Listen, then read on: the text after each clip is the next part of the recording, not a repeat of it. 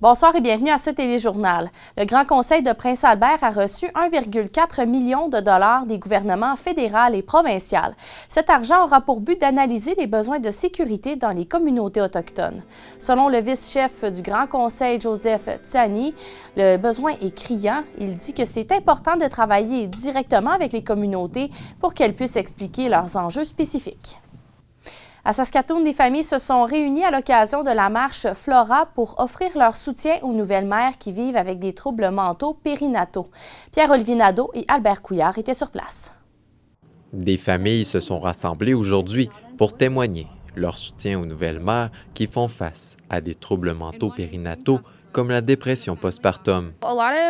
Elle dit que beaucoup de mères et de partenaires qui luttent avec des troubles mentaux périnataux souffrent malheureusement en silence à cause de la stigmatisation. Elle ajoute qu'on se rassemble aujourd'hui pour se connecter et créer des liens. Il y a beaucoup de puissance et de guérison qui peuvent se produire lorsqu'ils se rassemblent. La troisième marche annuelle de Flora s'est tenue au parc Diefenbaker à Saskatoon. Elle rend hommage à une femme de Toronto qui s'est suicidée après avoir souffert de psychose postpartum. Ce fléau des troubles mentaux périnataux frappe une femme sur 5, d'après l'organisation de la marche. Tout le monde peut être touché, dont Michelle Clapp, qui a vécu une période de déprime passagère après la naissance de son premier enfant.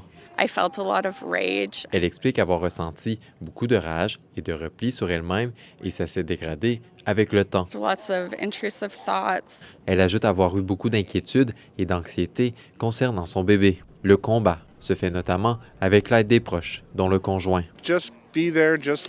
Il croit qu'il faut être simplement là, écouter et apporter son soutien autant que possible.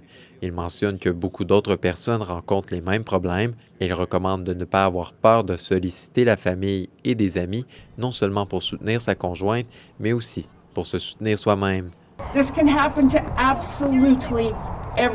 D'après cette experte en santé mentale maternelle, les femmes croient trop souvent que ce type d'épisode dépressif n'arrive qu'aux autres. Elle mentionne que c'est de nature humaine. On veut être optimiste quant à sa vie et quant à ce qui se passe. Elle dit qu'une femme ne monte pas dans sa voiture en se disant « Oh, je vais avoir un accident ».